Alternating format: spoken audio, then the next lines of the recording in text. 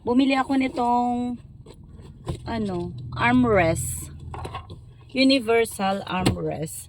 May kasama na siyang tissue. Ayan, bago lang to. Kabubukas ko lang. Then zipper, kapag naubos, pwede siyang palitan. Pwede siyang lagyan. And then, ito, lagayan ng cellphone, lagayan ng coffee, water, and then, may 2 packet na din siya sa magkabilang gilid.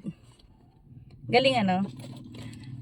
Kailangan ko to kasi, pag nagbabiyahe ako, inaabot ako ng 10 hours, 11 to 12, ganyan. Yung biyahe ko mahaba-habang biyahe.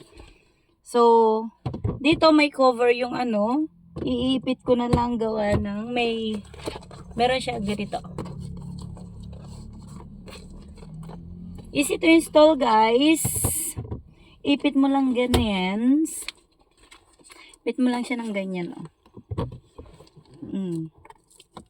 Then, tapos, sakto lang yung size dito sa may sasakyan ko kasi nga universal siya.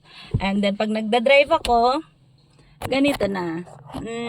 Ang galing. Ang maganda pa dito, sakto dun sa combination ng mga ng sasakyan ko. Ayan.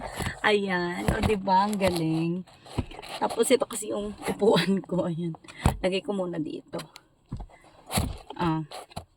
Pag nagda-drive ako, pwede na akong pwede na yung armrest ko dito.